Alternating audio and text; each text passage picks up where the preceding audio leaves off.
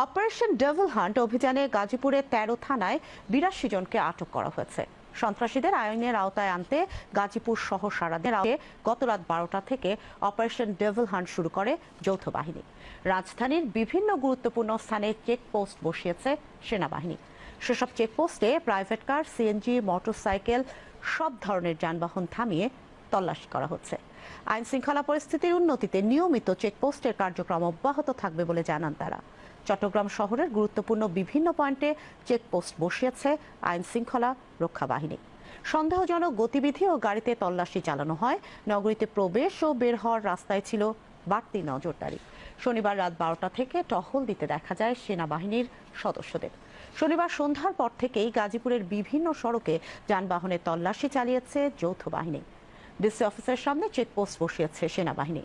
রাত ১২টার পর থেকে রংপুর মহানগরে সেনাবাহিনীর পাশাপাশি পুলিশকেও দেখা গেছে। আইন শৃঙ্খলা বাহিনী জানিয়েছে, আইন শৃঙ্খলা পরিস্থিতি নিয়ন্ত্রণে রাখতে প্রতিদিনের মতোই তারা টহল দিচ্ছে। এর বাইরে বড় অপরাধীদের ধরতে তারা অভিযান চালাচ্ছেন। সাতক্ষীরায়ও রাত ১২টার পর সড়কে দেখা গেছে সেনা সদস্যরা জানান, নিয়মিত টহলের অংশ হিসেবে তাদের কার্যক্রম চলছে। এদিকে অপারেশন ডেভিল হান্টের রাতে নিষিদ্ধ ঘোষিত সংগঠন ছাত্রলীগের ২ নেতা গ্রেফতার হয়েছে শেরপুরে। পুলিশ জানায়, শনিবার রাত ৮টার দিকে জায়গাতি উপজেলার হাঁসলিগাঁও এলাকা থেকে ২ জনকে গ্রেফতার করা হয়। তাদের বিরুদ্ধে সুনির্দিষ্ট অভিযোগে মামলা রয়েছে।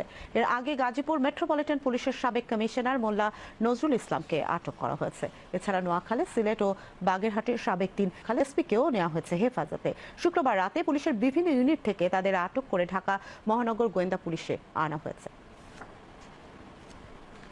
সন্ত্রাসী নির্মূল না হওয়া পর্যন্ত অপারেশন ডেভিল হান্ট চলবে বলে জানিয়েছেন স্বরাষ্ট্র উপদেষ্টা লেফটেন্যান্ট জেনারেল অবসরপ্রাপ্ত মোহাম্মদ জাহাঙ্গীর আলম চৌধুরী। আজ সকালে রাজধানী ফার্মগেটে খামার বাড়িতে মৃত্তিকা ভবন উদ্বোধন অনুষ্ঠানে তিনি এ কথা বলেন। স্বরাষ্ট্র উপদেষ্টা বলেন, দেশকে অস্থিতিশীল করতে যারা চেষ্টা করছেন তাদের এই অপারেশনে গ্রেফতার করা হবে। গাজীপুরের ঘটনার সাথে জড়িতদের অনেককেই আইনের আওতায় আনা হয়েছে, বাকিদেরও শিগগিরই আইনের আওতায় আনা হবে বলে জানান স্বরাষ্ট্র উপদেষ্টা। গাজীপুরে যারা এই ঘটনা ঘটাইছে তাদের অনেকেই আমাদের আইনের আওতায় নিয়ে আসা হয়েছে, অনেকে আইনের আওতায় নিয়ে আসা হয়েছে এবং যাদের আইনের আওতায় আনা হয় নাই তাদেরও খুব তাড়াতাড়ি আইনের আওতায় নিয়ে আসা হবে। যারা দেশকে অস্থিতিশীল করার চেষ্টা করে, এই ক্ষেত্রে যারা আইন অমান্য করে, দুষ্কৃতিকারী এবং সন্ত্রাসী, তারা এইটার টার্গেট। টেবিল যতদিন পর্যন্ত শেষ না হবে ততদিন পর্যন্ত অপারেশন চলবে। অপারেশন ডেভিল হান্টে আইন শৃঙ্খলা বাহিনী ম্যাজিস্ট্রেসি ক্ষমতায় কাজ করবে বলে জানিয়েছেন স্বরাষ্ট্র মন্ত্রণালয়ের সিনিয়র সচিব ডক্টর নাসিমুল গনি।